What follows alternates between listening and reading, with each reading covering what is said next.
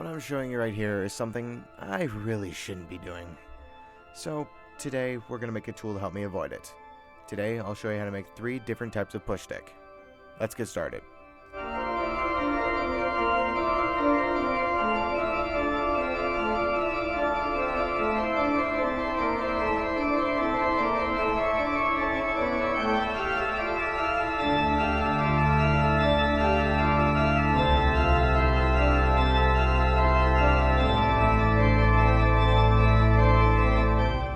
Now that we've swapped the blade around, we're going to start by figuring out about 1.5 feet in length and cross-cutting on the table saw.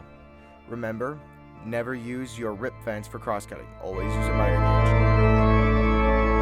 gauge. Now, once we have our 1.5 foot piece, we're going to need to put a 45-degree tooth in the front, and then make the handle a little bit more agreeable to your human hands. Once we have it all cut out, we need to use a rasp and make it a little more round. That way it's not jabbing you in the hands all day.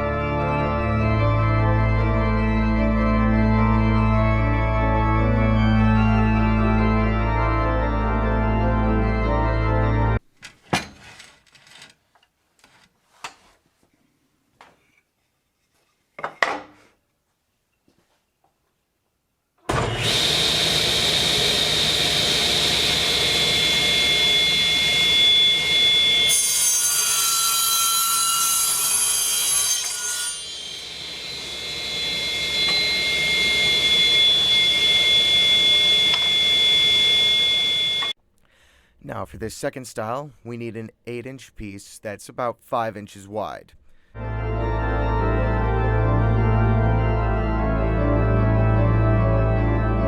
Now as for cutting this one out on the bandsaw, you're giving yourself a handle, sort of like a plane, but you also have to have the table on it and a lip at the back.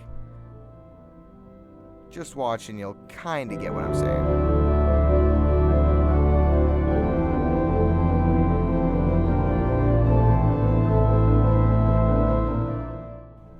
Now, once we're through the bandsaw, same as last one, we want to round the handle just enough.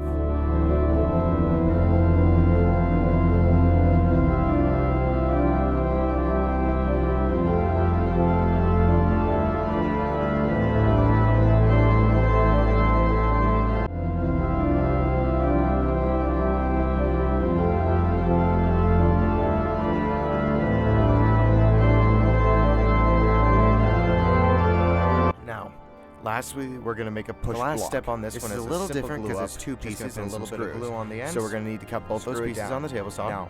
Now the only work we're going to do on the bandsaw is cutting out the handle portion. We want it to be kind of a basic handle, just like you'd have on a cabinet. Just be aware of that. If you don't want to work through it with the bandsaw, you intend to use it primarily with a jointer. Now, if you're using a pre-made handle, you can skip this step. But for those of us making the wood handles, we got to drill the holes. 1/8 inch, nothing too special.